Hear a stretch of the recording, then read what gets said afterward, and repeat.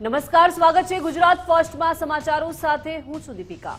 હું છું આપની સાથે ભાવિકા। મહત્વપૂર્ણ સમાચારો પર નજર કરીએ તો ધોરણ 10 ની બોર્ડની પરીક્ષામાં પહેલા કોડીએ માખી જેવો ઘાટ જોવા મળ્યો। ગુજરાતી વિષયના પેપરમાં કેટલીક જોડણીઓની ક્ષતિ સામે આવી। ગુજરાતી વિષયનું પેપર 10 થી વધારે જોડણીલક્ષી ક્ષતિથી ભરેલું 26 ફેબ્રુઆરીએ લેવામાં આવ્યું। ધોરણ 10 ગુજરાતી વિષયનું પેપર જોડણી સંદર્ભે જોવા મળેલી ક્ષતિઓ અંગે ભાષાના શિક્ષકોમાં પણ ચર્ચા જાગી। સવાલ એ પણ થયો કે પેપર કાઢનારની પણ પરીક્ષા લેવી કે કેમ? ભૂલો કરનારની તપાસ અને સજા કરવાનું કોઈ પ્રાવધાન છે ખરું? સવાલ પણ અનેક થઈ રહ્યા છે। જો કે પેપરમાં જે ભૂલો સામે આવી, જોડણીઓને લઈને ભૂલો જોવા મળી હતી। ધોરણ 10 ની બોર્ડની પરીક્ષામાં પહેલા કોડીએ માખી જેવો ઘાટ જોવા મળ્યો।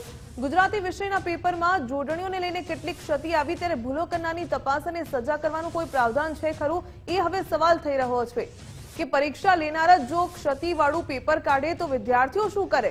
26 ફેબ્રુઆરીએ લેવામાં આવ્યું હતું ધોરણ 10 ગુજરાતી વિષયનું પેપર, ત્યારે જોડણી સંદર્ભે જોવા મળેલી ક્ષતિઓ અંગે ભાષાના શિક્ષકોમાં પણ હવે ચર્ચા જાગી। સવાલ પણ થઈ રહ્યો છે કે પેપર કાઢનારની પર હવે શું પરીક્ષા લેવી પડે કે કેમ? શા માટે આવી ભૂલ થઈ? વધુ વિગત મેળવીએ સંવાદદાતા અર્પિત દરજી પાસેથી। અર્પિત, ધોરણ 10 ના ગુજરાતીના પેપરમાં પેપર કાઢનારની ભૂલ સામે આવી રહી છે, આ સંદર્ભે વધુ શું વિગત? ગઈકાલે ધોરણ 10 અને 12 ગુજરાત બોર્ડની પરીક્ષાની શરૂઆત થઈ છે અને ગુજરાતી વિષયનું ગઈકાલે પહેલું પેપર હતું સવારના સેશનમાં। એ પેપર પૂરું થયા પછી હવે સોશિયલ મીડિયામાં કેટલીક ક્ષતિઓ, જેમાં જોડણીને લગતી ખાસ રસ્વઈ, દીર્ઘઈ, અલ્પવિરામ, પૂર્ણવિરામ અથવા તો બંને શબ્દો જોડે હોવા જોઈએ અથવા તો અલગ અલગ હોવા જોઈએ, આ પ્રકારની કેટલીક નાની નાની ક્ષતિઓ હાલ સામે આવી છે અને એ ચર્ચાનો વિષય બન્યું છે।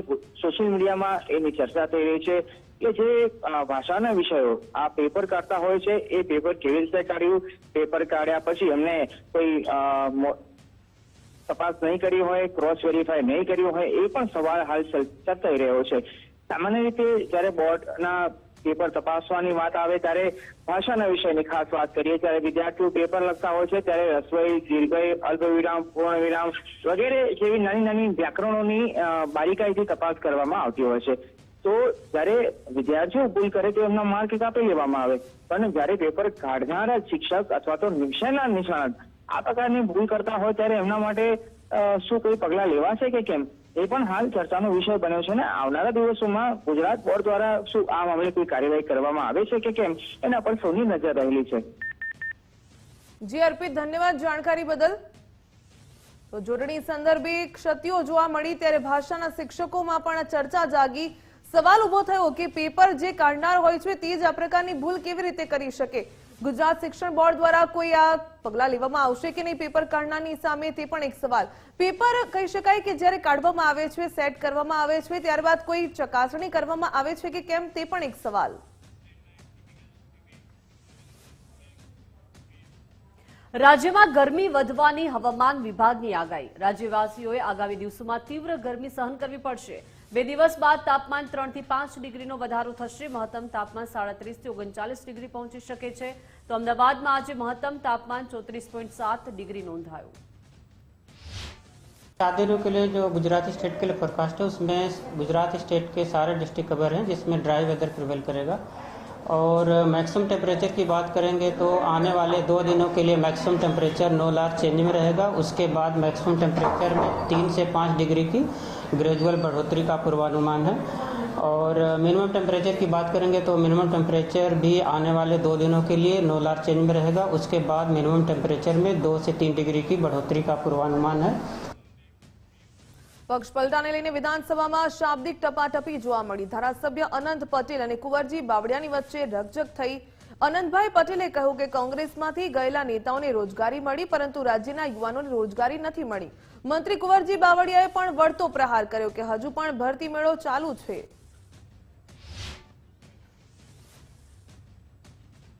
ભાજપના જ ધારાસભ્ય મહેશ કસવાલાની સરકારને રજૂઆત। આંબાના પાક માટે કૃષિ દવાને લઈને રજૂઆત કરી છે। મબલખ પાક માટે ખેડૂતો ઉપયોગ કરતા હોવાનો પણ ઉલ્લેખ થયો છે। દવાના ઉપયોગથી કેન્સરના દર્દીઓ વધી રહ્યા છે। આવી ઝેરી કૃષિ દવાઓ પર પ્રતિબંધ મૂકવા ધારાસભ્યે રજૂઆત કરી। અમારા વિસ્તારનું એક ગામ કેન્સરના ગામ તરીકે ઓળખાય છે તેવું પણ એમએલએ જણાવ્યું। ધારાસભ્ય અને સાંસદોના પ્રોટોકોલ ભંગનો સરકારે સ્વીકાર કર્યો। 1 વર્ષમાં 2 ધારાસભ્ય 1 મંત્રીએ કરી પ્રોટોકોલ ભંગની ફરિયાદ। રાજ્ય સરકાર 3 વખત પ્રોટોકોલને લઈને જાહેર કર્યા પરિપત્રો। કોંગ્રેસના તુષાર ચૌધરીએ કરી હતી ફરિયાદ। પોતાના વિસ્તારના કાર્યક્રમની પત્રિકામાં નામ ન હોવાની ફરિયાદ કરી હતી। પ્રદ્યુમનભાઈ વાજાના મત વિસ્તારમાં કાર્યક્રમની નહોતી કરી જાણ। ફરિયાદ અંગે કોઈ અધિકારી સામે પગલાઓ પણ ન લેવાયા। આંકલાવના ધારાસભ્ય અમિત ચાવડાના સવાલ પર સરકારે જવાબ આપ્યો। પાકિસ્તાનની જેલમાં બંધ માછીમાર પરિવારને સહાય મળે છે। ધારાસભ્ય વિમલ ચુડાસમાના સવાલ પર સરકારે જવાબ આપ્યો। માછીમારના પરિવારને દૈનિક 300 રૂપિયાની સહાય અપાય છે। જેલમાં બંધ 101 માછીમારના પરિવારને સહાય અપાય છે। રાજ્યમાં છેલ્લા 2 વર્ષમાં 314 સિંહના મૃત્યુ થયા। વિધાનસભા ગૃહમાં સરકારે જવાબ આપ્યો। 75 સિંહ, 91 સિંહણ અને 148 સિંહ બાળના મૃત્યુ થયા। મૃત્યુ પામેલા સિંહમાંથી 251 સિંહના કુદરતી રીતે મોત થયા। અકુદરતી રીતે 63 સિંહના મૃત્યુ થયા હોવાનો પણ ઉલ્લેખ થયો। રાજ્યમાં હાલ 911 સિંહની સંખ્યા હોવાનો પણ ઉલ્લેખ કરવામાં આવ્યો। 255 સિંહ અને 405 સિંહણ અને 231 સિંહ બાળ હોવાની પણ માહિતી। કોંગ્રેસના ધારાસભ્ય શૈલેષ પરમારના સવાલ પર સરકારે જવાબ આપ્યો। વિધાનસભા ગૃહમાં હવામાન શાસ્ત્રી અંબાલાલ પટેલનો પણ ઉલ્લેખ થયો છે। પાટણના ધારાસભ્ય કિરીટ પટેલે અંબાલાલ પટેલનો ઉલ્લેખ કર્યો। ISR આગાહી કરે તે પહેલા અંબાલાલ પટેલ આગાહી કરી દે છે। સરકાર અંબાલાલ પટેલને કોઈ પદ આપવા માંગે છે કે કેમ? અધ્યક્ષે કહ્યું કે અંબાલાલ પટેલ વરસાદની સારી આગાહી કરે છે। રાજ્યમાં છેલ્લા 2 વર્ષમાં 30 નમૂના ફેલ થયા। જંતુનાશક દવા, ખાતર અને બિયારણના 30 નમૂના ફેલ થયા। સરકારે કોંગ્રેસ ધારાસભ્ય અમિત ચાવડાના પ્રશ્નમાં સ્વીકાર્યું। છેલ્લા 2 વર્ષમાં 73 જગ્યાએ દરોડા પાડવામાં આવ્યા હતા। 13 કંપનીઓ અને વિક્રેતાઓના નમૂના ફેલ થયા। સરકારે ફેલ નમૂના સામે 11 પોલીસ ફરિયાદ નોંધાવી। 2 કેસમાં ફોજદારી કાર્યવાહી શરૂ કરવામાં આવી। ફેલ થયેલી કોઈ કંપનીને હજુ બ્લેકલિસ્ટ કરી નથી। રાજ્ય સરકારે ખેડૂતોને ફરજિયાત નેનો લિક્વિડ યુરિયા આપ્યો। નેનો યુરિયા બોટલ ફરજિયાત આપી હોવાનો સરકારે સ્વીકાર કર્યો। કાંકરેજ ધારાસભ્ય અમૃતજી ઠાકોરના સવાલ પર જવાબ આપવામાં આવ્યો। સરકારે 23 એકમોને નોટિસ અને 12ના પરવાના રદ કર્યા। નેનો યુરિયા ફરજિયાત અપનાવવાની વિરુદ્ધ ફરિયાદો વધી છે। ખેડૂતોની 41 ફરિયાદો સરકારને મળી છે। બજેટની ચર્ચા દરમિયાન મંત્રી અર્જુનભાઈ મોઢવાડિયાના પ્રહાર। મંત્રી અર્જુન મોઢવાડિયાએ કર્યા કોંગ્રેસ અને આમ આદમી પાર્ટી પર પ્રહાર। વિપક્ષની A અને B ટીમ ખેડૂતોના નામે મરસિયા ગાતા હતા। વરસાદમાં પલળેલી મગફળીના વિડીયો બનાવતા હતા। રાજ્ય સરકારે કોઈ પણ સર્વેની કામગીરી કર્યા વગર સહાય ચૂકવી। પંજાબના ખેડૂતોને એક પણ રૂપિયો આજ દિન સુધી મળ્યો નથી। પંજાબમાં એવા શાસકો આવ્યા કે નવી પેઢીને દિશા ન આપી શક્યા। કોંગ્રેસવાળા વડવાઓ પાસેથી કંઈક શીખ્યા હોત તો ઉદ્ધાર થઈ જાત તેવું પણ અર્જુનભાઈ મોઢવાડિયાએ કહ્યું। સાથે દિલ્હી ખાતેની AI સમિટના કપડાં કાઢીને વિરોધ કરીશું તે બાબતે પણ તેમણે વાત કરી હતી। તો ગૃહમાં શૈલેષ પરમાર અને અર્જુન મોઢવાડિયા વચ્ચે શાબ્દિક પ્રહાર થયા। મંત્રી અર્જુન મોઢવાડિયાએ કહ્યું કે દિલ્હીના તગલખ રોડથી પ્રેરણા ન લો। ધારાસભ્ય શૈલેષ પરમારે કહ્યું કે તમને તગલખ રોડવાળાએ મોટા કર્યા છે। તમને તગલખ રોડવાળાએ જ પ્રમુખ બનાવ્યા, મોટા બનાવ્યા હતા। GSCUCનો ઓડિટ અહેવાલ વિધાનસભામાં રજૂ કરાયો। બિન અનામત નિગમનો વર્ષ 2019-20નો ઓડિટ અહેવાલ રજૂ થયો। ઓડિટ અહેવાલમાં કરવામાં આવેલી ટિપ્પણીની વિગતો સામે આવી। નિગમ NPA સંદર્ભે 2 વર્ષ પછી પણ મૂલ્યાંકન ન કરી શક્યું। વહીવટી ગ્રાન્ટ સરકારને પરત કર્યા વગર જ ઉપયોગ કરવામાં આવી। લોન સામે હપ્તા યોગ્ય સમયે ન મળતા દંડની વ્યાજની રકમની વસૂલાત ન થઈ શકી।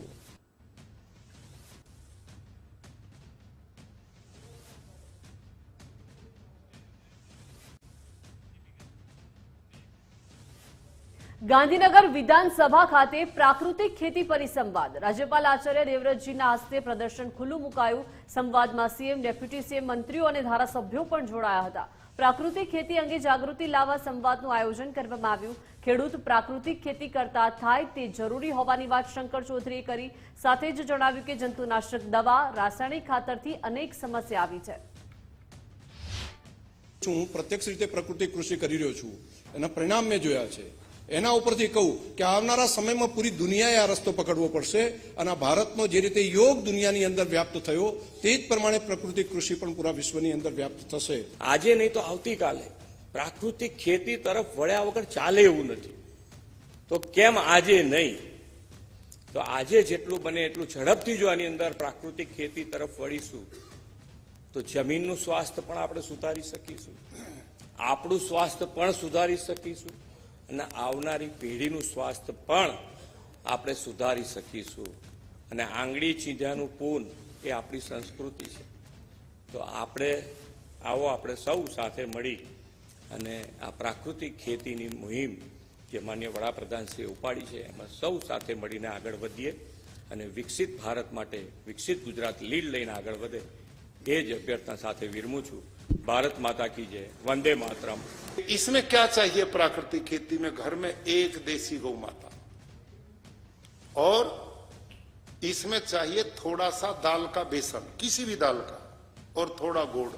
अब ये दोनों चीज किसान पैदा करता है और 2 मुट्ठी मिट्टी चाहिए, वो भी किसान के खेत की है. तो बाजार में तो आने की जरूरत ही नहीं. जब किसान का खर्चा ही नहीं होगा और उसका उत्पादन रासायनिक खेती से कम नहीं होगा तो इनकम बढ़ेगी कि नहीं बढ़ेगी? ગાંધીનગરમાં એનએફએસયુનો ચતુર્થ દીક્ષાંત સમારોહ યોજાયો. નાયબ મુખ્યમંત્રી હર્ષભાઈ સંઘવી દીક્ષાંત સમારોહમાં હાજર રહ્યા. ગુજરાત હાઈકોર્ટના મુખ્ય ન્યાયાધીશ સુનીતા અગ્રવાલ પણ હાજર રહ્યા. ભારતના મુખ્ય ન્યાયાધીશ સૂર્યકાંતના હસ્તે પદવી એનાયત કરાઈ. દીક્ષાંત સમારોહમાં પદ્મશ્રી ડોક્ટર જેએમ વ્યાસ ડિગ્રી એનાયત કરાઈ. દીક્ષાંત સમારોહ યોજાયો હતો જેમાં ભારતના મુખ્ય ન્યાયાધીશ દ્વારા પદવી એનાયત કરવામાં આવી હતી. ગાંધીનગરમાં દીક્ષાંત સમારોહમાં પદ્મશ્રી ડોક્ટર જેએમ વ્યાસે ડિગ્રી એનાયત કરી હતી. ડેપ્યુટી સીએમ હર્ષભાઈ સંઘવી પણ ઉપસ્થિત રહ્યા હતા. ગાંધીનગરમાં એનએફએસયુનો ચતુર્થ દીક્ષાંત સમારોહ. નાયબ મુખ્યમંત્રી હર્ષભાઈ સંઘવી દીક્ષાંત સમારોહમાં હાજર રહ્યા હતા અને પદવી એનાયત કરવામાં આવી હતી. ખાસ કરીને ગુજરાત હાઈકોર્ટના મુખ્ય ન્યાયાધીશ સુનીતા અગ્રવાલ પણ હાજર રહ્યા હતા. ભારતના મુખ્ય ન્યાયાધીશ સૂર્યકાંતના હસ્તે પણ પદવી એનાયત કરવામાં આવી હતી. દીક્ષાંત સમારોહ યોજાયો હતો જેમાં નામાંકિત લોકો ઉપસ્થિત રહ્યા હતા.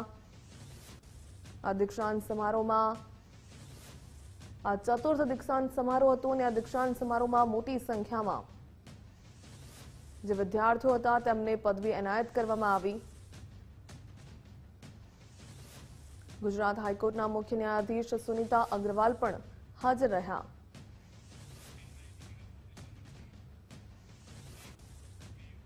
સ્થાનિક સ્વરાજ્યની ચૂંટણીઓની તૈયારીઓ તેજ થઈ છે. જિલ્લા તાલુકા પંચાયતમાં અનામત બેઠકોની ફાળવણી, 6 જિલ્લાની અનામત બેઠકોની ફાળવણી થઈ. વાવ, થરાદ, કચ્છ, વડોદરામાં અનામત બેઠકોની ફાળવણી કરવામાં આવી. ખેડા, છોટાઉદેપુર, અરવલ્લીમાં અનામત બેઠકોની ફાળવણી થઈ તો 22 તાલુકા પંચાયતમાં અનામત બેઠકની ફાળવણી થઈ. રાજ્ય ચૂંટણી પંચ ટૂંક સમયમાં જાહેરાત કરી શકે છે. એપ્રિલ કે મેની શરૂઆતમાં ચૂંટણી યોજાઈ શકે છે. ચૂંટણી પંચ જિલ્લા કલેક્ટરો સાથે સમીક્ષા બેઠક યોજશે.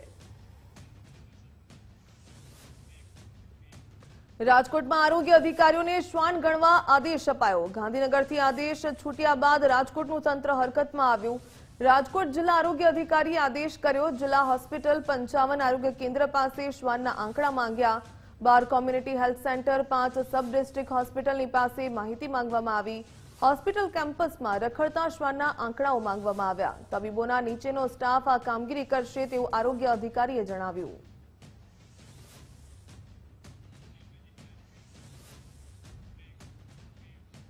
હોસ્પિટલમાં રખડતા શ્વાનની ગણતરીને લઈને આરોગ્ય મંત્રીનું નિવેદન સામે આવ્યું છે. રખડતા શ્વાન બાળકો પર હુમલા કરે છે.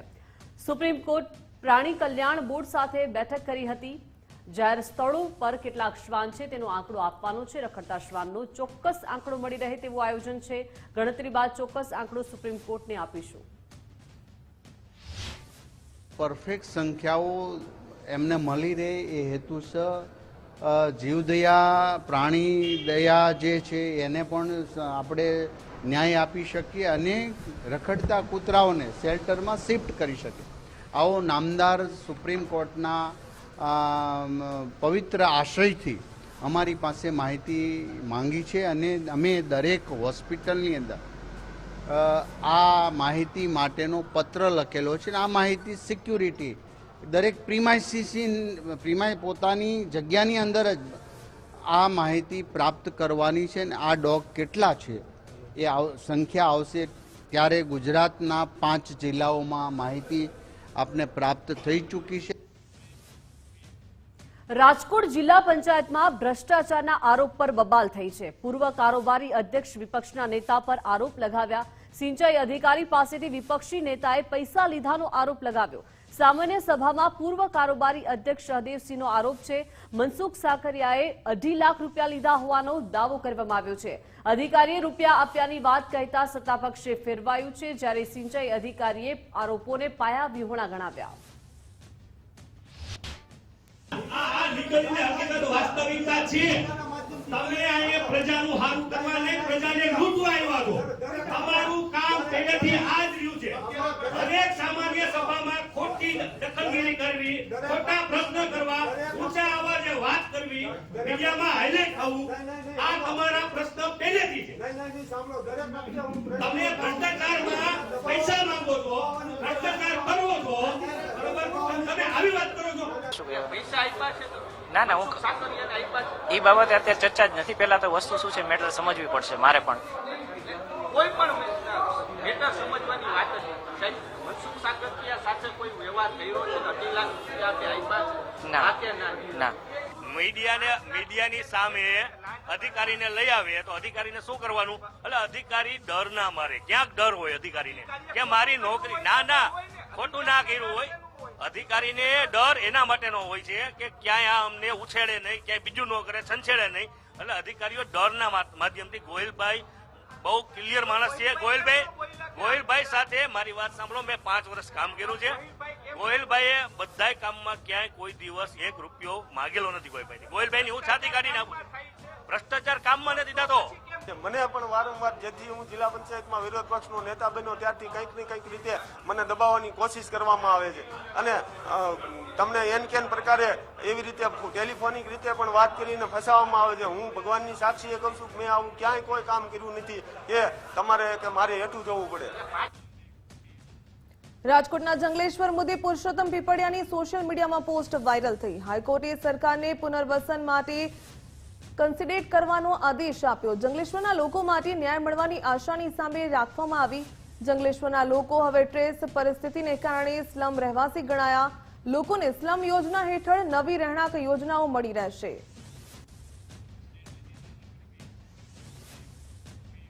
હિંમતનગર નગરપાલિકાની બજેટ સભા રિસોર્ટમાં યોજાઈ.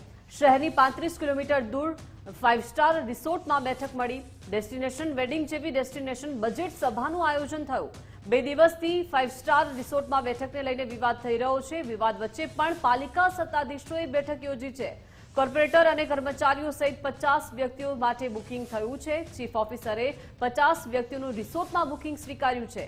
પાલિકા બહાર કોઈ પણ જગ્યાએ બેઠક યોજવા જોગવાઈ છે. બજેટ બેઠકમાં હોલ અને જમવાની વ્યવસ્થા કરાઈ છે. પાલિકા પ્રમુખે અન્ય વધારાની સુવિધાઓ ન લેવાનું જણાવ્યું. વ્યક્તિ દીઠ 300 થી 400 રૂપિયા ખર્ચ થવાનો પણ અંદાજ છે. કોઈ ખર્ચો અમે હિંમતનગર નગરપાલિકાની આજ સુધીની તાસીર છે. પ્રજાના પૈસા ક્યાંય વેડફતા નથી. પહેલા સરકારશ્રીએ જ્યારે હું ચેરમેન કારોબારી અધ્યક્ષ હતો ત્યારે અમે પોળોમાં પણ આવી રીતે બજેટની મિટિંગ કરી હતી. તિરુપતિ ઉપવનમાં પણ આવી રીતે મિટિંગ કરી હતી. અને આ પાર્વતી હિલ્સમાં અમે મિટિંગ રાખેલી છે બજેટની. દર 5 વર્ષે હિંમતનગર નગરપાલિકા 2 મિટિંગો, છેલ્લી 2 મિટિંગો બજેટની આ રીતે રાખતી હોય છે. ટર્મ પૂરી થવાની હોય એ વખતે ક્યાંય કોઈ ખોટા ખર્ચા કરતા નથી. અમે ફક્ત ને ફક્ત અહીંયા ભોજન લઈશું અને ભોજન લીધા બાદ મિટિંગ કર્યા બાદ અમે સૌ ઘરે જઈશું. પણ એક પવિત્ર રિસોર્ટની અંદર બજેટ બોર્ડની બેઠક રાખવામાં આવી છે. એમાં માત્ર જમણવાર રાખેલ છે. અને જમણવાર આ પ્રકારના જે ઉત્સવો વગેરેના ખર્ચા કરવા માટે નગરપાલિકાની સત્તા છે. નગરપાલિકા વિધાનસભા મંડળમાંથી આ પ્રકારના ખર્ચ કરી શકે છે. અંદાજિત ખર્ચ 27 થી 28 હજાર રૂપિયા છે. આમાં માત્ર જમણવાર જ છે જેટલા મેમ્બર અહીંયા હાજર છે. અને કોમ્પ્લિમેન્ટરીમાં નગરપાલિકાને રિસોર્ટ તરફથી હોલ આપવામાં આવેલ છે, જે હોલમાં બેઠકનું સંચાલન થશે. એ સિવાય બીજી કોઈ પણ એમ્યુનિટી નગરપાલિકા દ્વારા કોઈ પણ એમ્યુનિટીનો ઉપયોગ કરવામાં આવનાર નથી. જેથી આ મોઘોરા રિસોર્ટ જે વાત છે એ તદ્દન ગેરવાજબી છે. એ ચોક્કસથી એવું કીધું કે ભાઈ આપણે જે રિસોર્ટ છે એના અંદર આ રાખવામાં આવી છે, પરંતુ કાયદાના અંદર સ્પષ્ટપણે જોગવાઈ છે હિંમતનગર નગરપાલિકાની જે બેઠકો છે એ પોતાની ઇમારતમાં જ ભરવી જોઈએ છે. ખાસ કારણોસર જ અહીંયા આ રીતના બોલાવી છે એવું એમનું કહેવાનું હતું. શાસક પક્ષના સભ્યો દ્વારા અત્યારે આ જગ્યા નક્કી કરવામાં આવી છે. હિંમતનગરથી 35 કિલોમીટર દૂર છે.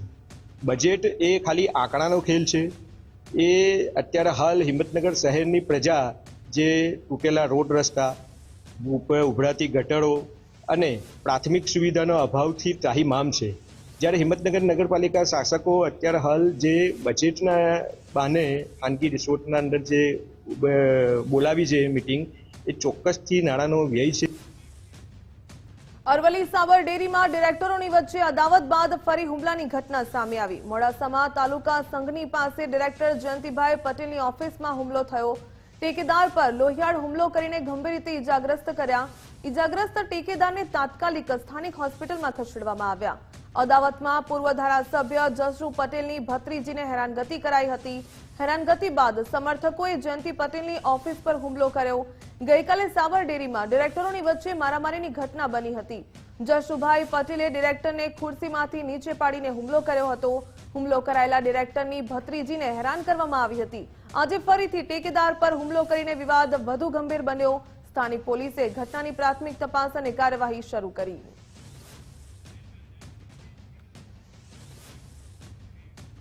વાવ થરાદમાં વધુ એક ભુવાજીએ ડીજેને સમર્થન આપ્યું. સાંસદ ગેનીબેન પર પ્રહારો કરી ડીજેને સમર્થન આપ્યું. ડીજે વાળાનું ડીજે બંધ રાખવું તો માતા ન કહેવાવું. ગેનીબેન સારું ભોજન જમે, ઠાકોરના છોકરા લુખું ભોજન જમે તેવું આ ભુવાજી જણાવી રહ્યા છે.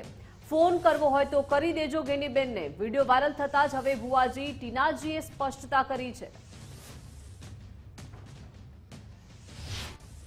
બંધ રાખું તો દેહમાં માતા ના કેવું ભાઈ વીડિયા ચૂકીને વીડિયા બંધ નહીં રહે. શું કહું છું કે હાવ તને કોમ સી અને હાવ તને ધંધો છે. ભલે જ્ઞાની ભાઈએ કહી દીધું કે ડીજે લગ્ન બંધ તો લગ્ન બંધ રહી, પણ હોમાં કદાચ ચૈત્ર મહિનો આવે છે કે ચૈત્ર મહિનાની બીજ આવે અને વૈશાખ મહિનાની બીજ આવેલા ભાઈ કોસમ. શું કહું છું જાની ભાઈ, પણ તમારા કાંઠી કે કવા બધું દેમું માતા ના કેવું ભાઈ. ગામ રડવાસ મોટીનો ભૂવો બોલું છું જોગણીમાંના. અને રાતે જાતર હતી રતનપરા, પણ રતનપરા રમેલ મજા અને માતાજી બોલીજી કે ભાઈ કે સાઉન્ડ જેમ બધું વાગશે, પણ ક્યારે વાગશે કે રમેલ હશે અને જાતર હશે અને ભજન હશે તારે વાગશે. અને બંધુરત તો આપણે તોડ્યામાં આવતું નથી, અને બંધુરત તો તોડ્યું છે જ્ઞાની બહેની લોકોને તોડ્યું છે. કેમ કે હારીજમાં હતું વીઆપી મંડપ, વીઆપી કંકુતર્યું બધું અહીંયાની બંધુરત તોડી છે, પણ આપણે ઠાકોર સમાજમાં આપણે બંધુરત તોડ્યામાં આવતું નથી. ડીજે વાળા વિવાદિત નિવેદન બાદ ભુવાજીને ભાન થયું. કાંકરેજના અરડુવાળાના ટીના ભુવાજીએ માફી માંગી છે. રમેલમાં બેઠો હતો ત્યારે ધૂણતા ધૂણતા બોલાઈ ગયું હોવાનું તેમણે જણાવ્યું છે. ચેતર મહિનાને બદલે પબ્લિકે મન્ય કે વૈશાખ સુદ ડીજે વાગશે. હું માફી માંગુ છું કે સમાજે જે દંડ અને ધર્મદુ આપશે તેવું કરીશ. ગેનીબેન વિશે બે શબ્દો બોલાયા હોય તો માફી માંગુ છું તેવું આ ભુવાજીએ કહ્યું છે. રાતે હું રમેલમાં ગયો અને માસી તુંતે બોલે ગયું એટલે સમાજ એવું કીધું કે ચૈત્ર મહિના વિજય વાગશે એમ બોલાઈ ગયું. અને પબ્લિકને એવું થઈ ગયું કે વૈશાખ મહિનાથી વાગશે એવું ગણાઈ ગયું છે. પણ બે હાથ વળી માફી માંગુ છું અને મારો સમાજમાં જે તે મારા ગામના જે સમાજમાં મને જે ડર ધમાલ કરે એ કરવા હું તૈયાર છું. અને જેની કોઈ વિશે બે શબ્દ બોલી ગયા હોય તો હું માફી માંગુ છું હાથ જોડી.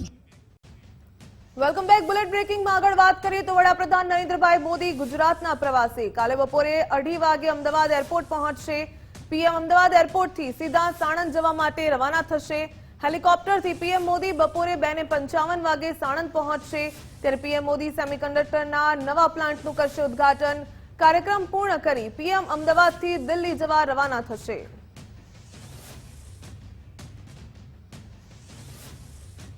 તો ભાજપે યુવા મોરચાના માળખાની જાહેરાત કરી છે. યુવા મોરચા પ્રમુખ હેમાંગ જોશીની ટીમ જાહેર. મહામંત્રી, મંત્રી, ઉપાધ્યક્ષ સહિત હોદ્દેદારોની નિયુક્તિ કરવામાં આવી છે. તો ભાજપે યુવા મોરચાના માળખાની આખરે જાહેરાત કરી છે. વધુ માહિતી સાથે સંવાદદાતા નિકુંજ જોડાઈ ગયા છે. નિકુંજ, ભાજપે યુવા મોરચાના માળખાની જાહેરાત કરી છે.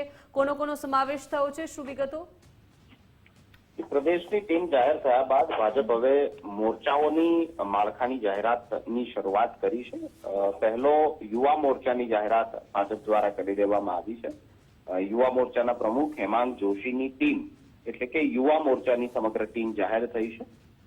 મહામંત્રી, મંત્રી, ઉપાધ્યક્ષ સહિતના હોદ્દેદારોની નિયુક્તિ કરવામાં આવી છે.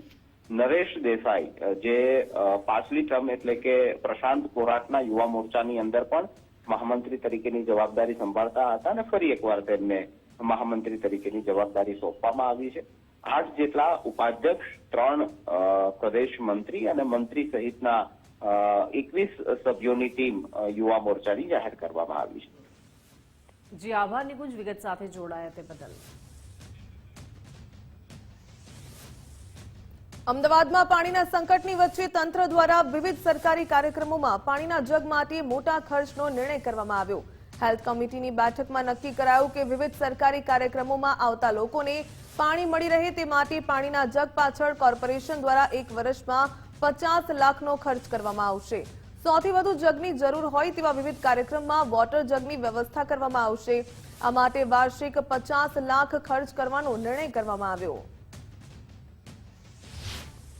કોર્પોરેશન દ્વારા જે અનેક કાર્યક્રમો કરવામાં આવે છે, જેમ કે કાંકરિયા કાર્નિવલ, ફ્લાવર શો, જેમાં બહુ મોટી સંખ્યામાં જાહેર જનતા આવતી હોય છે. તો જે જનતા આવે છે તો એમના માટે પીવાના પાણીની હાઇજેનિક પીવાનું પાણી મળી રહે તે માટે પાણીના જગ પૂરા પાડવા માટેની આ દરખાસ્ત હતી. તે અંતર્ગત આ કામગીરી મૂકવામાં જગ ખરીદવાના નથી. અંદાજિત દરેક આઈટમ વાઇઝ રેટ નક્કી કરવામાં આવે છે. અંદાજિત 50 લાખ રૂપિયાની અંદરમાં જે કાર્યક્રમો થતા હોય એ અંદાજ છે, પણ કાર્યક્રમોમાં થતી વધઘટ ને જોઈ એમાં ખર્ચમાં એકચ્યુઅલ જે રેટ નિયત કરેલા છે એ પ્રમાણે જ ખર્ચ કરવામાં આવશે. મહેસાણાના ઊંઝામાં ખેડૂતોનું ઉગ્ર વિરોધ પ્રદર્શન. ગેટકોની નવી વીજ લાઇન સામે ખેડૂતોનો વિરોધ. વીજ લાઇનનો રૂટ બદલવા માટે મામલતદારને આવેદનપત્ર પાઠવવામાં આવ્યું. ભૌગોલિક સ્થિતિનો સર્વે કર્યા વિના નિર્ણય લેવાયાનો ખેડૂતોએ આરોપ લગાવ્યો છે. વીજ લાઇન રહેણાંક વિસ્તારમાંથી પસાર થતી હોવાનો પણ આરોપ છે. વીજ લાઇનને રિંગ રોડ પર ખસેડવા અથવા તો અંડરગ્રાઉન્ડ કરવા માંગ કરાઈ છે. ન્યાયિક નિર્ણય નહીં આવે તો ગાંધી ચિંધ્યા માર્ગે ઉપવાસ આંદોલનની પણ ચીમકી ઉચ્ચારી છે. ઊંઝા ખેડૂત હિત રક્ષક સમિતિ દ્વારા આજે મામલતદાર કચેરીએ રજૂઆત કરી. કચ્છના મુન્દ્રામાં ખાનગી કંપનીને ગોચરની ફાળવણીનો વિવાદ થયો. નવીનાળ સહિતના ગામોની 108 હેક્ટર ગોચર જમીનનો વિવાદ સામે આવ્યો. ગોચર જમીન બચાવવાની કાયદાકીય લડાઈની સામે ગંભીર આક્ષેપ કરવામાં આવ્યા. સુપ્રીમ કોર્ટના મૌખિક અને લેખિત આદેશમાં વિરોધાભાસનો દાવો થયો. ગોચર બચાવ સમિતિના ગજેન્દ્રસિંહ જાડેજાનો ગંભીર આક્ષેપ. મુખ્ય 3 મુદ્દાઓમાં મોટા ફેરફારો જોવા મળી રહ્યા હોવાનો પણ દાવો કર્યો. ખાનગી કંપનીને 2 અઠવાડિયામાં સાંભળવાનો મૌખિક આદેશ, ત્યારે લેખિત આદેશમાં 6 અઠવાડિયે સાંભળવાનું જણાવ્યાનો પણ આક્ષેપ લગાવ્યો. ગુજરાત હાઈકોર્ટને 3 મહિનામાં સ્વતંત્ર ચુકાદો આપવા આદેશ કરાયો, તો લેખિત આદેશમાં 2011 થી લઈને હાઈકોર્ટમાં ચાલતી પીઆઈએલને ડિસ્પોઝ કરાઈ. નવો હુકમ ન આવે ત્યાં સુધી યથાવત સ્થિતિ જાળવી રાખવા આદેશ થયો. સુપ્રીમ કોર્ટના લેખિત આદેશમાં તેનો કોઈ ઉલ્લેખ નથી કરાયો. નવીનાળ ગોચર બચાવ સમિતિ ફરી સુપ્રીમ કોર્ટના દ્વાર ખખડાવશે. સમગ્ર મામલાને લઈને સુપ્રીમ કોર્ટમાં દરખાસ્ત કરવામાં આવશે. મૌખિક અને લેખિત આદેશના વિરોધાભાસને સુધારવા રજૂઆત કરાશે. 2011 થી મેં પીઆઈએલ કરેલી હતી હાઈકોર્ટની અંદર અને 2024ની અંદર એ બાબતે હુકમ આવ્યો કે 108 હેક્ટર ઘટતી ગોચર જમીન અદાણી પાસેથી પાછી લઈને નવીનાળને આપવી, જે અદાણીને 2005ની અંદર આપવામાં આવી. અદાણી તરફી સુપ્રીમ કોર્ટમાં એવો દાવો કરવામાં આવ્યો કે અમને વગર સાંભળીએ આ હુકમ આપવામાં આવ્યો છે. જે 2011 થી જે કેસની અંદર અદાણી મુખ્ય પાર્ટી છે અને દરેક એરિયાની અંદર સાંભળવામાં એને આવે છે, તે છતાં એને એવો દાવો કર્યો. સુપ્રીમ કોર્ટે હાઈકોર્ટના અને રાજ્ય સરકારના આ ઓર્ડર ઉપર સ્ટે આપ્યો. 27 જાન્યુઆરી 2026માં ફરીથી સુપ્રીમ કોર્ટે આના ઉપર એક હુકમ આપ્યો, જે ઓરલ ઓર્ડર કંઈક અલગ છે અને ડ્રાફ્ટ ઓર્ડર કંઈક અલગ છે. ઓરલ ઓર્ડરની અંદર એવું કહેવામાં આવ્યું કે ભાઈ અદાણીને ફરીથી રાજ્ય સરકાર 2 વીક સાંભળવાનો મોકો આપે, જ્યારે ડ્રાફ્ટ ઓર્ડરની અંદર એ વસ્તુ 6 વીક થઈ ગઈ. ઓરલ ઓર્ડરની અંદર એવું કહેવામાં આવ્યું કે ભાઈ 3 મહિનાની અંદર હાઈકોર્ટ ઇન્ડિપેન્ડન્ટ સ્વતંત્ર રીતે આના ઉપર ફરીથી ચુકાદો આપે. બંને પક્ષને સાંભળીને ચુકાદો આપે, પણ ડ્રાફ્ટ ઓર્ડરની અંદર હાઈકોર્ટની PIL જ ડિસ્પોઝ ઓફ કરી નાખવામાં આવી. પાટણ જિલ્લાના ખેડૂતો પર વધુ એકવાર પડદા પર પાટા જેવો ઘાટ ઘડાયો છે. ખેડૂતોએ પોતાના ખેતરમાં મોંઘા ભાવના ખાતર સહિત બિયારણ લાવી રવિ સિઝનમાં એરંડા પાકનું વાવેતર કર્યું. એરંડાનો પાક તૈયાર થવાની આરે આવ્યો ત્યારે કાતરા નામની ઈયળોનો રોગચાળો આવી ગયો. ઊભા એરંડાના પાન કોરી ખાતા ખેડૂતો પાક વાવણીને લઈને ચિંતામાં મુકાયા છે. રોગચાળાથી પાકને બચાવવા મોંઘી દવાઓનો છંટકાવ કરવાની પણ હવે ખેડૂતોને ફરજ પડી છે. ઈયળથી કોઈ છુટકારો ન મળતા એરંડાના પાકના ઉત્પાદનમાં 50% જેટલું નુકસાન વેઠવાનો વારો આવ્યો છે, જેથી ખેડૂતોના મોઢામાં આવેલો કોળિયો છીનવાતા જગતનો તાત નિરાશા અનુભવી રહ્યો છે. છેલ્લા 4 વર્ષથી આ કાતરાનો ઉપદ્રવ એરંડાના પાકની અંદર 2 ઋતુ જ્યારે શરૂ થાય, શિયાળો પૂરો થાય અને ઉનાળો શરૂ થવાનો હોય, એ અરસામાં 45 દિવસ સુધી આનો ઉપદ્રવ બહુ મોટા પ્રમાણમાં જોવા મળતો હોય છે. જ્યારે એરંડાનો પાક લણણી ઉપર આવે ત્યારે જ આ કાતરારૂપી જીવાત એરંડાના પાક ઉપર ત્રાટકતી હોય છે. એરંડાની અંદર તો અમારે ખર્ચો તો લગભગ 15-15 હજારનો થાય, ખાતર બીજવાળો ખેડ બધું થઈને અમારે. પણ જ્યારે બરોબર માળા આવવાનું ચાલુ થઈ જાય અને એરંડાનો ટાઈમ બરોબર આવે પાકમાં, ને એના ટાઈમે જ આ કાતરાઓ આવવાનું ચાલુ થઈ જાય. પછી કાતરા આવે એટલે કોઈ મજૂર વેણવા આવે, કારણ કે એની આવે ને ઉપરલી રૂવાટી, એના કારણે લોકોને એલર્જી બહુ થાય અને પેલું થાય, એટલે કોઈ મજૂર વેણવા નહીં આવતા ને અમારે એના કારણે નુકસાન વધારે આવે. એરંડામાં ખર્ચો કરીએ, પહેલી વાવતી વખતે લગભગ 10-15 હજારનો ખર્ચો થઈ જાય ખાતર પોણી, પણ એરંડા ઉત્પન્ન કરીએ ત્યારે સારા આવતા હોય. પણ જ્યારે આપણે શિયાળો જાય ને પછી ઉનાળાની ઋતુ આવે ને એટલે 2 ઋતુમાં પડે એટલે કાતરા પણ વધી જાય છે. એના કારણે કાતરાના કારણે બહુ નુકસાન છે ખેડૂતને. એના કારણે મજૂર બી નહીં મળતા. કાતરા જે છે જનરલી હવામાનમાં જે ફેરફાર આવે છે એના કારણે ઘણી વખત ઉપદ્રવ વધતો હોય છે. એના માટે ખેડૂત મિત્રોને આપણે ભલામણ કરી શકીએ કે રાત્રિના સમયે જે આપણું ખેતર હોય ત્યાં પ્રકાશ પિંજરનું જો વ્યવસ્થા થઈ શકતી હોય તો રાત્રે પ્રકાશ પિંજરનું વ્યવસ્થા કરે તો ઘણા બધા એમાં જે જીવાતના ખુદા હોય છે એ આકર્ષાઈને નાશ પામતા હોય છે.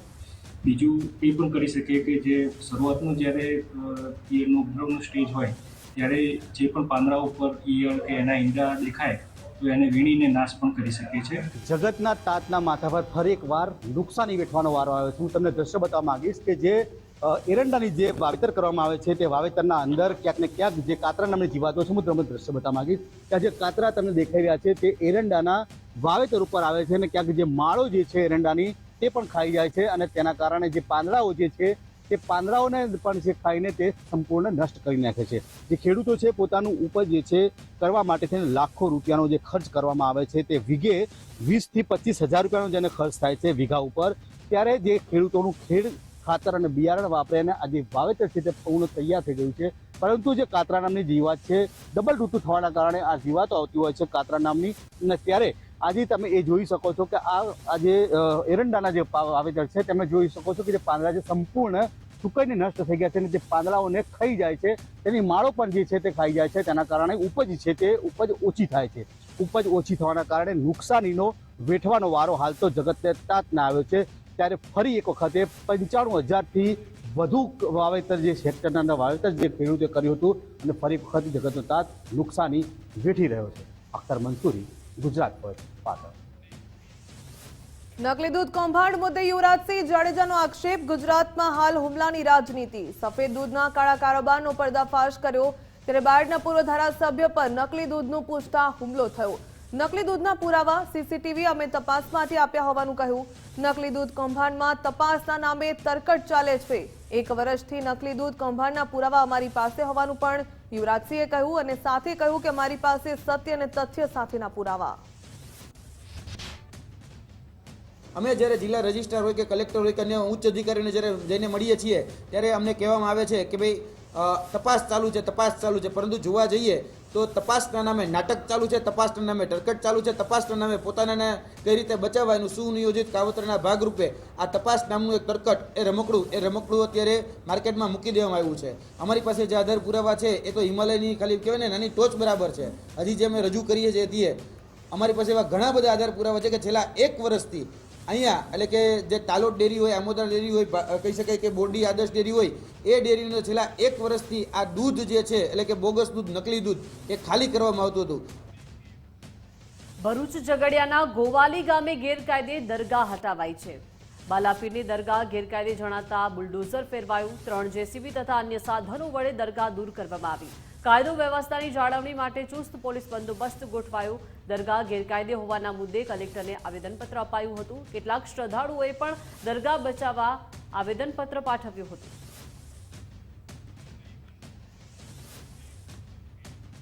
પંચમહાલ જિલ્લાના ગોધરા ખાતે આજથી 24 વર્ષ પૂર્વે 27 ફેબ્રુઆરી 2002ના દિવસે અયોધ્યાથી સાબરમતી ટ્રેનમાં પરત ફરી રહેલા કાર સેવકો ઉપર હુમલો કરાયો હતો. સાબરમતી ટ્રેનના S6 કોચમાં જનૂની ટોળાએ આગચંપી કરતા 58 કાર સેવકો જીવતા ભૂંજાઈ જવા સાથે દુઃખદ મોત નીપજ્યા હતા. હાલ આ S6 coach Godhra railway yard ખાતે રાખવામાં આવ્યો છે. ત્યાં વિશ્વ હિન્દુ પરિષદ દ્વારા પ્રતિવર્ષ 27 ફેબ્રુઆરીના દિવસે પ્રાર્થના કરી રામધૂન સાથે પુષ્પાંજલિ આપવામાં આવે છે. જે મુજબ આજે 24મી વર્ષી નિમિત્તે વિશ્વ હિન્દુ પરિષદ દ્વારા ગોધરા ચાચર ચોકથી બાઇક રેલી સાથે વિશ્વ હિન્દુ પરિષદના કાર્યકરો ના ભૂલેંગે ના માફ કરેંગે અને જય જય શ્રી રામના જયઘોષની સાથે રેલી રેલવે યાર્ડ સ્થિત S6 કોચ ખાતે પહોંચી હતી અને આ આત્માઓની શાંતિ માટે પ્રાર્થના સાથે પુષ્પો પણ અર્પણ કરવામાં આવ્યા હતા. જેમાં મોટી સંખ્યામાં વિશ્વ હિન્દુ પરિષદ અને બજરંગ દળના વિવિધ કાર્યકરો અને હોદ્દેદારો ઉપસ્થિત રહ્યા. કોઈપણ પ્રકારની અનિચ્છનીય ઘટના ન બને તે માટે ગોધરા પોલીસ દ્વારા ગોધરા રેલવે યાર્ડ ખાતે ચુસ્ત પોલીસ બંદોબસ્ત ગોઠવવામાં આવ્યો હતો. 27 ફેબ્રુઆરી 2002ના રોજ જ્યારે અયોધ્યાથી રામસેવકો પરત આવી રહ્યા હતા ત્યારે આ રામસેવકો પર ગોધરા રેલવે સ્ટેશન પર જે હિચકારો હુમલો થયો હતો, જેમાં S6 કોચમાં જે રામસેવકો હતા જેમને જીવતા સળગાવી દેવામાં આવ્યા હતા. આ રામસેવકોની યાદમાં છેલ્લા 23 વર્ષ એટલે કે આ 24મા વર્ષે પણ શ્રદ્ધાંજલિ સ્વરૂપે S6 કોચ પર આવી હિન્દુ સમાજના અને વિશ્વ હિન્દુ પરિષદના બધા જ કાર્યકર્તાઓ શ્રદ્ધાંજલિ આપે છે. સાથે સાથે સાંજે એટલે કે રાત્રે 8:30 વાગે પણ છેલ્લા 23 વર્ષથી સુંદરકાંડનું આયોજન શ્રદ્ધાંજલિ સ્વરૂપે કરવામાં આવે છે, જે પણ આજ રોજ 8:30 વાગે ચાચર ચોક ખાતે રહેવાનું છે. જે હિચકારો હુમલો થયો હતો એમાં જે કાર સેવકો માર્યા ગયા હતા એમની યાદમાં આવનારી પેઢીને પણ યાદ રહે કે ભાઈ રામ સેવકો એટલે કે જે અયોધ્યા રામ મંદિર માટે જે પરત આવી રહ્યા હતા એમને જીવતા સળગાવવામાં આવ્યા હતા એ ભૂલાય નહીં, એના માટે વિશ્વ હિન્દુ પરિષદના માધ્યમથી દર વર્ષે આ પ્રકારના કાર્યક્રમનું આયોજન કરવામાં આવે છે. કચ્છમાં ભુજના બજાર વિસ્તારમાં ઐતિહાસિક જૂની કોર્ટ બિલ્ડિંગ હાલમાં જર્જરિત હાલતમાં જોવા મળી. બ્રિટિશ કાળમાં નિર્મિત આ ઇમારત એક સમયે ન્યાય અને શાસન વ્યવસ્થાનું મહત્વનું કેન્દ્ર બની રહી હતી, પરંતુ સમય સાથે યોગ્ય જાળવણીના અભાવમાં આ બિલ્ડિંગ હવે જર્જરિત બની ગઈ. દિવાલોમાં તિરાડો, છતમાંથી પાણીનું ટપકવું અને લાકડાના બારણાની બગડેલી હાલત બિલ્ડિંગની મજબૂતી પર પ્રશ્નો ઊભા કરી રહી છે. સ્થાનિક નાગરિકોની ઇતિહાસ પ્રેમીઓની માંગ છે કે આ ઐતિહાસિક ધરોહરનું તાત્કાલિક સંરક્ષણ અને પુનઃસ્થાપન કરવામાં આવે, જેથી આ શહેરની અમૂલ્ય ઐતિહાસિક ઓળખ ખોવાઈ ન જાય. આ કોર્ટને ઘણા વર્ષો થઈ ગયા, ભૂકંપ પણ ઝીલી ગયું, ત્યારે આજે એ જે કોર્ટ છે એ જર્જરિત હાલતમાં છે. તો લોકોની લાગણી એ છે કે ભાઈ ભૂકંપમાં તમામ જૂની ઇમારતો છે એનું નવીનીકરણ થયું છે, પણ આ એક જ એવી ઇમારત છે કે જે રહી ગઈ છે. ત્યારે અમારી રજૂઆત એવી છે કે આ ઇમારતનું નવીનીકરણ થાય. ભુજ શહેરની અંદર પારેસર ચોક આવેલું છે, ત્યાંથી નીચે જતા એક સ્વામિનારાયણ મંદિર આવેલું છે. એની બરાબર પાછળના ભાગમાં કોર્ટનું જૂનું મકાન જે રાજાશાહી વખતનું છે, એ મકાન અત્યારે જર્જરિત હાલતમાં છે. ભુજનું ભૂકંપ પછી ઘણું બધું નવીનીકરણ થયું છે, ત્યારે આ જે કોર્ટનું જૂનું મકાન છે ત્યાં જો સંગ્રહાલય બનાવવામાં આવશે તો કચ્છમાં જે પ્રવાસી જનતા કચ્છ આવે છે એને પણ આ એક ઉપયોગી વસ્તુ ઉપયોગી થશે અને અહીં સંગ્રહાલય બનાવવાની ખાસ જરૂર છે, જેથી કચ્છ આવતા પ્રવાસીઓને કચ્છ વિશે વધુમાં વધુ માહિતી મળી શકે અને એ લોકો માહિતીગાર થઈ શકે. ડીસા બટાકાનું હબ બન્યું છે, પરંતુ સરકારી હાઈટેક કોલ્ડ સ્ટોરેજ સફેદ હાથી બની ગયું છે. Gujarat agro industries corporation limited દ્વારા 2012માં શરૂ થયેલા આ પ્રોજેક્ટમાં 12 કરોડ રૂપિયાનો ખર્ચ થયો હતો. 2016માં તૈયાર થયેલ આ 5000 મેટ્રિક ટન ક્ષમતાવાળું અદ્યતન કોલ્ડ સ્ટોરેજ માત્ર 2 વર્ષ ભાડેથી ચાલ્યું અને ત્યારબાદ છેલ્લા 7 થી 8 વર્ષથી બંધ પડ્યું છે.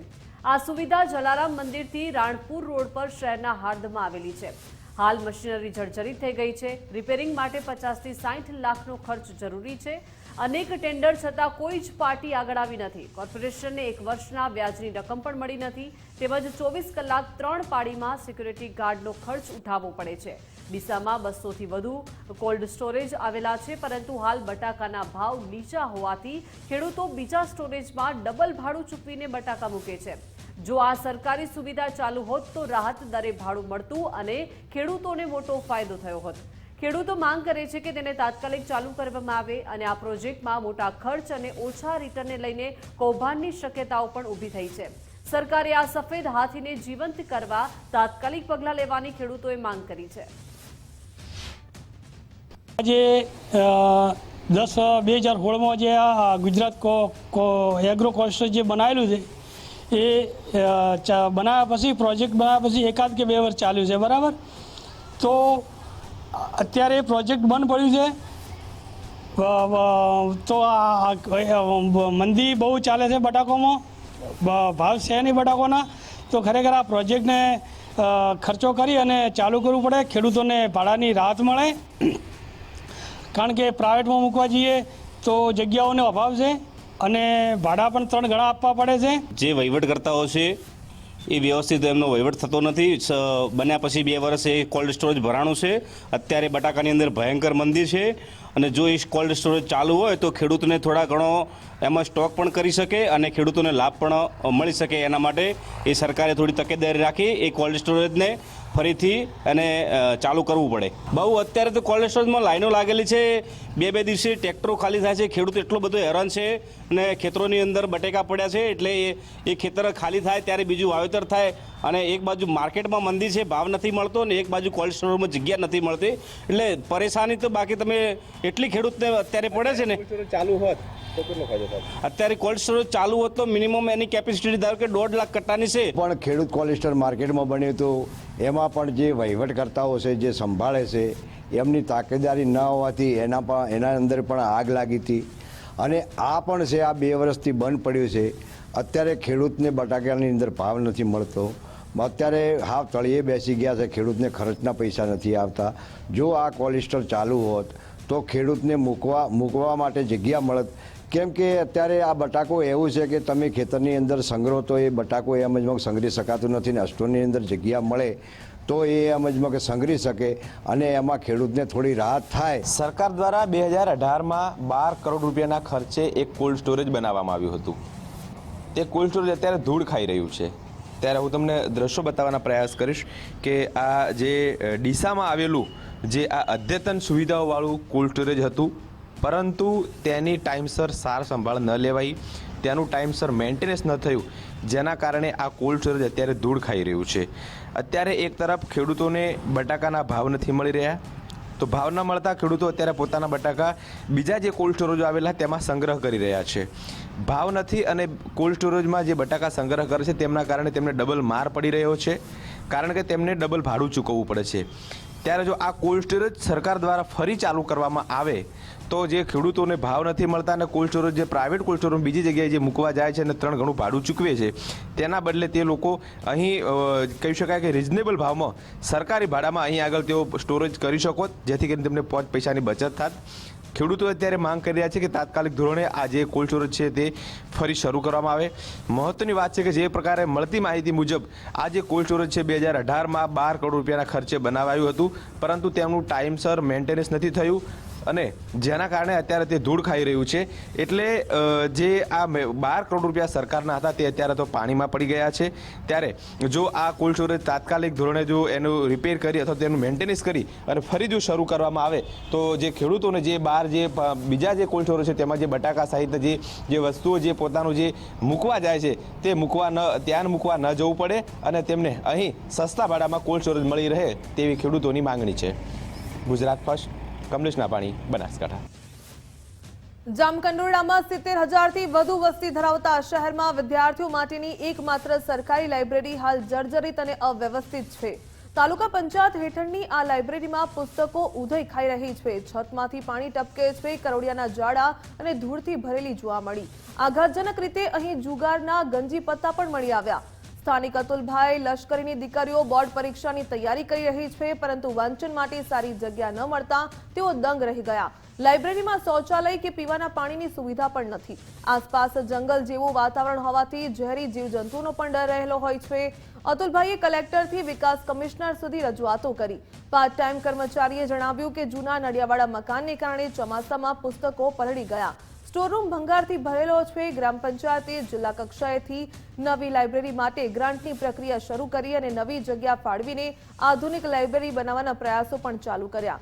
તાત્કાલિક સફાઈ, શૌચાલય અને પાણીની વ્યવસ્થા માટે સૂચના આપવામાં આવી. કરોડિયાના ઝારા જોવા મળ્યા, સફાઈનો અભાવ જોવા મળ્યો, એના પટાંગણની મારી તો વૃક્ષો અને એક કહી શકાય કે એ જગ્યાએ સાપ, બીછું અને કદાચ એ જીવજંતુ પણ ઝેરી અહીંયા આટા મારતા હશે. પછી એ પુસ્તકાલયની અંદર હું ગયો, જે સ્ટોર રૂમમાં તેના બધા પુસ્તકો જોવા મળ્યા મને, પરંતુ એ બધા પુસ્તકો ઊંધી ખાધેલા અને ખરાબ હાલતમાં, જેની અંદર ખરાબ વાસ આવતી હતી. પછી હું એના સ્ટોર રૂમમાં ગયો, ત્યાં મને જુગાર રમવાનો એક ગંજીપતો પણ જોવા મળ્યો. આ પુસ્તકાલય છે કે જુગાર રમવાનો અડ્ડો એ તો રામ જાણે, પરંતુ હાલ આ પુસ્તકાલયની અંદર એક ગંજીપતાનો પન્નો પણ પડેલો છે. અગાઉ હું નોકરી કરતો, પછી નિવૃત્ત થઈ ગયો છું. અત્યારે હું પાર્ટ ટાઈમ કર્મચારી તરીકે અહીંયા હાજરી આપું છું. અહીંયા હું કર્મચારી તરીકે એક જ છું અને એક સાફ સફાઈ કરવાવાળા કર્મચારી છે. અગાઉ જૂની લાઇબ્રેરી હતી ને એ નળિયાવાળી હતી અને એમાં કબાટ હતા નહીં, અને એ પુસ્તકો પલળી ગયા છે. ત્યારે કારણ કે નળિયાવાળું હતું ને પાણી બહુ પડતું, પાણી ભરાતું અંદર ને પાણી પડતું, એટલે એ પલળી ગયા છે. એને હિસાબે આવી પરિસ્થિતિ થઈ ગઈ છે. જૂના પુસ્તકો છે. જામકંડોરણા ગ્રામ પંચાયતમાં વાંચનાલય માટેની ગ્રાન્ટ ઉપલબ્ધ થાય, આગળ ભવિષ્યમાં પુસ્તકો ખરીદી અને જામકંડોરણા ગ્રામ પંચાયતની લાઇબ્રેરીમાં જે ખૂટતી સુવિધાઓ છે તે પૂરી કરાવવા માટે આગળ ભવિષ્યમાં પૂરા પ્રયત્નો જામકંડોરણા ગ્રામ પંચાયત દ્વારા સત્વરે હાથ ધરવામાં આવે છે. લાઇબ્રેરીમાં રિનોવેશન અને આધુનિકતા કરવા માટે અમારા તરફથી પણ જિલ્લા કક્ષાએ દરખાસ્ત મોકલેલી છે અને ટૂંક સમયમાં કે આવતા સમયમાં હું ગ્રામ પંચાયતને સૂચના આપી અને નવી જગ્યાની શોધખોળ કરે અને એ જગ્યાએ આપણે નવી લાઇબ્રેરીનું આયોજન કરી શકીએ. જૂનાગઢ શહેરમાં રેલવે ફાટકો માથાનો દુખાવો બનતા સામાજિક આગેવાનો દ્વારા ઝુંબેશ હાથ ધરવામાં આવી. 7 ફાટકો સવારથી લઈ સાંજ સુધીમાં 8 વખત બંધ થાય છે, જેને લઈને લોકો મુશ્કેલીનો સામનો કરી રહ્યા છે. સાંસદ તેમજ ધારાસભ્યને અનેક વખત રજૂઆતો પણ કરવામાં આવી, છતાં પણ કોઈ ઉકેલ ન આવ્યો હોવાનો લોકોએ દાવો કર્યો. પૂર્વ ભાજપના ધારાસભ્ય મહેન્દ્ર મશરૂએ સહી ઝુંબેશને આવકારી તંત્ર ઉપર દોષનો ટોપલો ઢોળ્યો. જૂનાગઢની મધ્યમાં પ્રસાર થતી રેલવેના 7 ફાટકો બહુ પરેશાન હતા, આજ પણ પરેશાન છે. આ પરેશાની દૂર કરવા માટે જનજાગૃતિ જરૂરી છે એવું લાગતા જૂનાગઢના યુવા સામાજિક કાર્યકર રાજેશ સોલંકીએ અહીંયા તળાવ દરોડા સ્થિત એક દિવસના ધરણા તથા સહી ઝુંબેશનું આંદોલન શરૂ કર્યું છે, ત્યારે એને આવકાર્યું. બહુ સાચી વાત છે, પ્રજાએ ઘણું સહન કર્યું છે. હું સરકારને વિનંતી કરું છું કે અહીંયા થયેલી હજારો સહીઓ સામે નજર રાખીને લોકોનો રોષ જોઈને તાત્કાલિક આ 7 ફાટકો દૂર કરવામાં આવે અને લોકોની મુશ્કેલી દૂર કરવામાં આવે. આ જો સીધો રોડ બનવામાં આવે આ રેલવે ફાટકોની કાઢીને અને રેલવે ફાટકો દૂર કરવામાં આવે તો જુનાગઢ શહેર બને અને જુનાગઢને વેપાર ઉદ્યોગ બહુ વધી જાય. આ અમારી નમ્ર માગણી છે અને રેલવે પ્રશ્નો લડત સમિતિ આ બાબતમાં લડી રહી છે. તો વધારે વહેલામાં વહેલી તકે 7 ફાટકો દૂર થાય એવી અમારે નમ્ર વિનંતી છે.